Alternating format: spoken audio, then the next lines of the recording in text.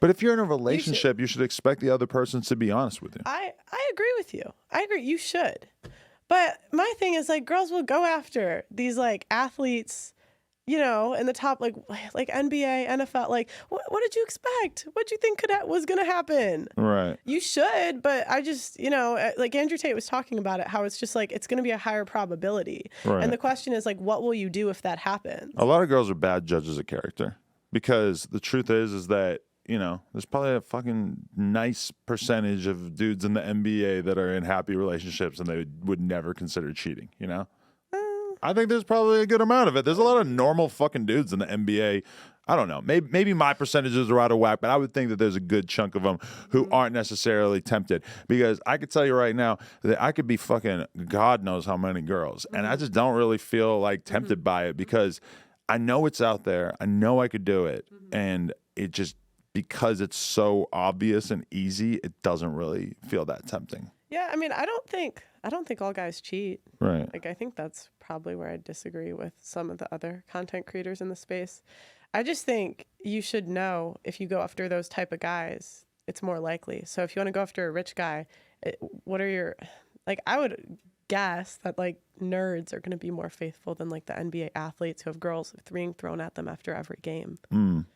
I mean, a nice percentage of guys are going to cheat no matter what, for sure. I've seen it throughout my life, where even the biggest fucking losers who end up with the hottest chicks that are the most out of their league, it just still, you know, they just end up doing it because they just get bored and they're just not done. Like, I didn't settle down and get into a serious relationship until I had already fucked like 300 girls and I already was just so over it and just like didn't care anymore and felt like my life was kind of like unraveling as a result of my promiscuity. 300. And I didn't have any kind of clout or anything either. I was a regular guy. Just going to the bar, going on Tinder. Wow. That's a lot of girls. I know. It's way worse now, too. It's probably more like 600 now. Oh, my God. Just from on-camera shit. Oh, wow. Yeah, but I don't really know if I should count that anyway.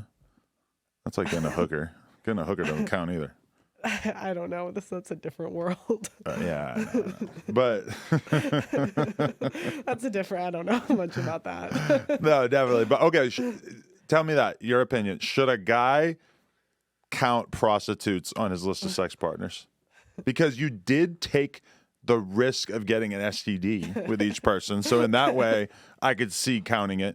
But then on the other hand, to me, your sex partner count is really more about like how many women you actually like got to consent to want to have sex with you. And if you're giving them money, that just feels kind of... I mean, isn't a partner count like how many people you have sex with? So then wouldn't they count? I guess it's about how like why you want that data. I don't know. Because to me, the data is not so much about like preventing STDs. Like you can get tested for that. Mm-hmm. It's more about like, well, for a guy at least, it's like, or I guess with a girl, it's just kind of like how many dudes you chose to let pass the fucking goalpost, right? Mm-hmm. Because we all know there's a constant stream of guys trying to get in there. Yeah. Yeah, I don't know. I don't know. Okay. 600. Oh my God. That's so many. That's nothing. I know girls way worse than that. I know many dudes are in the thousands. Thousands? Yeah. How, like, doesn't that take up a lot of time? In retrospect, yeah. Especially since I'm not really like on that now. Since now I'm like doing it in this very like time-wise, it's like very package, you know, like I do like 2 or 3 scenes in a day, so I can just kind of knock them out.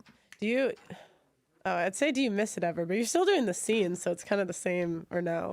Yeah, but the whole thing about being promiscuous is that it's really more about like the chaos of it and the drugs and the drinking and the fucking staying out and just, you know, it's like that really was like such a big part of it. Now it's like, you know, the girls sign contracts and they show up and they, you know, just leave and go back to their boyfriend, and there's no like mystery about it. There's no flirting. It's just like a body, you know?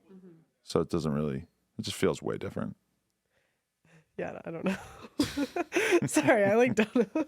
I forgot you're like a normal person. Yo, we just hit 400,000 subscribers right here on the Clips channel. So if you want to help us out, click subscribe, get us to 500K. Yeah.